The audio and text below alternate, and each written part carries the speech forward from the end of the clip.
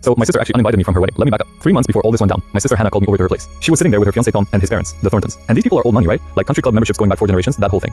Anyway, Hannah slides this envelope across the coffee table to me. I open it up, and there's a card inside explaining that because of venue capacity, only select guests could attend the wedding. My name wasn't on the list. She goes, "I'm sorry," but she didn't sound sorry at all. She said Tom's family has certain expectations, and they can't have guests who might make conversations awkward. Mrs. Thornton actually nodded along with this. She was looking at my secondhand jacket and my scuffed shoes, and I could see the judgment written all over her face. Here's the thing though, I work remotely, so I don't really dress up. I live in a small apartment with barely any furniture because I've just never cared about appearances. But what they didn't know was that 3 years ago, I developed this cybersecurity software from that same small apartment. Yeah, what they didn't know was that a Fortune 500 company had quietly acquired it for $74 million.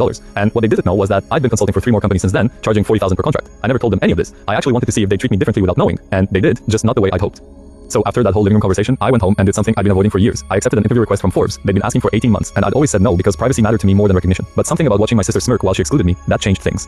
The interview happened 2 weeks later. They wanted the full story. The late nights coding, all the rejection emails from investors who said a solo developer couldn't compete. The moment I got the acquisition offer and had to read it 4 times because I thought it was a scam. The article was scheduled to publish the same week as Hannah's wedding, the wedding I wasn't invited to. Then something unexpected happened. Tom's father called me directly. Richard Thornton, the same man who'd looked at my jacket with barely hidden contempt, but his voice was totally different on the phone, all friendly and eager.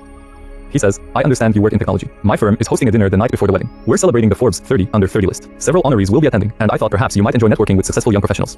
He really emphasized the word successful, like he was doing me this huge charity favor, letting the poor relation observe how real achievement looked. I said, I'd be happy to attend.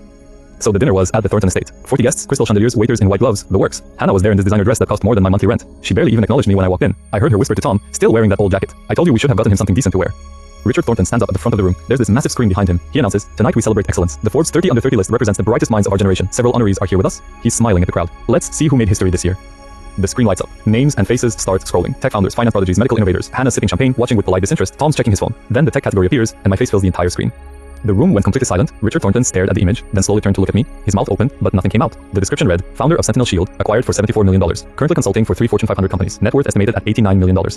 Like I could feel 40 pairs of eyes just burning into me. Hannah's champagne glass was frozen halfway to her lips. Her face had gone completely white. Tom looked at me like he was seeing a stranger. But the best part was Mrs. Thornton, the woman who'd looked at my jacket with such obvious disdain. She was clutching her pearls so hard, I thought she might snap the string.